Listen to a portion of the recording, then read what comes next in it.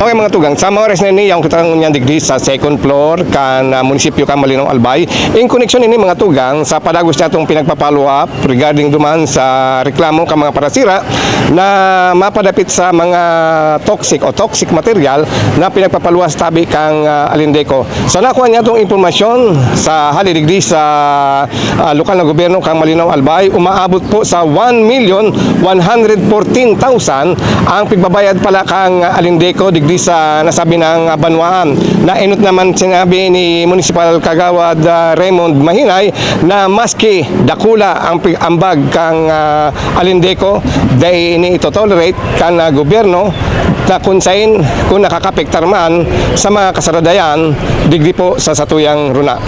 Ipaabot may na baka naglalaom sinda dahil sindang problema dyan sa kumpanya ninda. Maski pigisabitang dakulang ambag sinda digdi sa income kang Malinaw, kung medyo nakakadistroso man sinda, dahil man kayo matolerar kang sitwasyonan dahil mas dakol ang maapektaran.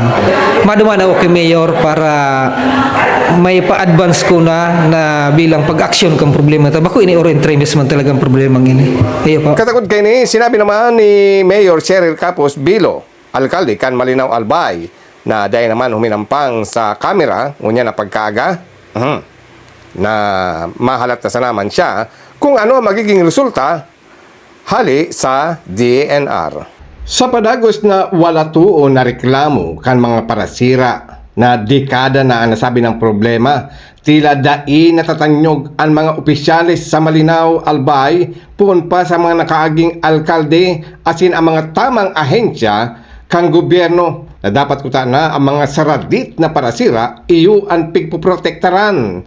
Sa latest report na nakuha kan Local News TV, duwang pispan sa Barangay Bariu ang nagkagaradan ang mga sira por medyo subuot sa waste material hali sa Alindeco. Sigo naman kay Municipal Agriculturist Joan Cardaño Callos ng Malinaw Albay, reported na sa iyang opisina ang nasabi ng insidente at nag-request na sinda sa DNR para sa water sampling.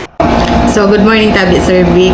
So, ini po in connection duman sa reported pong fish kill. So, kang September 16, may nagdigdi po na sarong fish pond owner sa taga Malilipot and ang fish pond niya po yaon sa Bariu.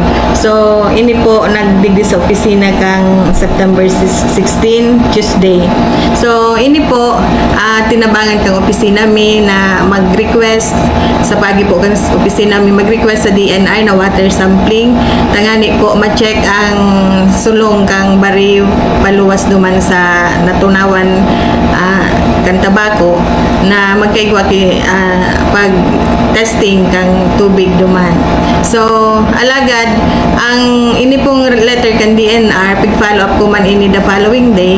Alagad ang taraman po ninda dahil natawanan nin time ay nin instruction, so personal duman na madigdi.